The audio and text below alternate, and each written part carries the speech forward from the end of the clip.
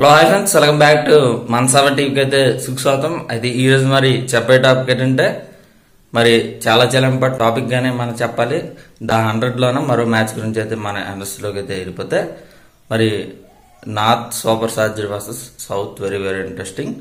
మరి మొత్తం మీద హెడ్ గా చూసుకున్నా మరి ఇక్కడైతే 2 మ్యాచ్లకి అయితే నార్త్ అని గెలిస్తే ఒక మ్యాచ్కి సౌత్ అనేది పరిమితం అయితే అయిపోయింది.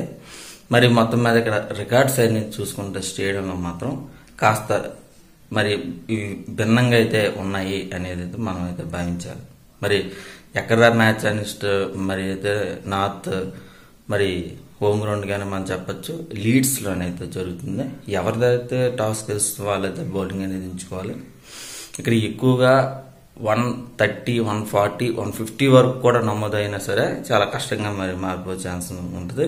కానీ చేజింగ్ లో అయితే చాలా ఈజీగా ఉండే ఛాన్స్ ఉంటుంది అనేది మనం అయితే చెప్పాలి.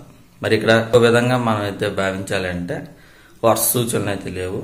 మరి ఇక్కడైతే హెడ్ రికార్డులో చూసుకున్న నార్త్ పరిస్థితి అయితే వచ్చేస్తే మాత్రం నార్త్ అనేది బుక్స్ అయితే ఉన్నాడు, మరి స్టోనీస్ అయితే ఉన్నాడు, మరి పాట్స్ అయితే ఉన్నాడు, ఇక్కడైతే పురాణ్ అయితే ఉన్నాడు, మరి షార్ట్ అయితే ఉన్నాడు.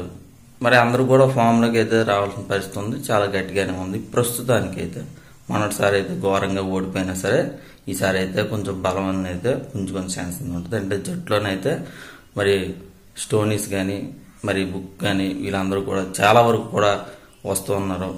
మరి మొత్తం మీద నార్త్ చూసుకున్నా సరే నార్త్ వీమ్స్ కానీ వీళ్ళందరూ కూడా కెప్టెన్సీ ఇన్నింగ్స్ ఆడే ఛాన్స్ ఉంది. చాలా గట్టిగానే టీం గానే మనం చెప్పొచ్చు. పోలార్డ్ వెరీ ఇంట్రెస్టింగ్ గానే ఫామ్ గానే మనం చెప్పొచ్చు. ఇలా చూసుకున్నా అందరూ కూడా చాలా బలంగా అయితే ఉన్నారు. మరి ఎవరు గెలుస్తారు ఏమిటి అనేది అయితే మనం మరి నార్త్కే వెరీ ఇంట్రెస్టింగ్ గానే గెలిచే ఛాన్స్ ఉందని నేనైతే మరి భావిస్తున్నాను. మీరు ఎవరు భావిస్తున్నారనేది కింద కామెంట్స్ మరి చెప్పండి. మరి ఇది ఫ్రెండ్స్, ఇంకా మా ఛానల్ ఇంకా సబ్స్క్రైబ్ చేయకపోతే అన్న మరి సబ్స్క్రైబ్ మర్చిపోకండి. మరి మీ సంగా బాయ్.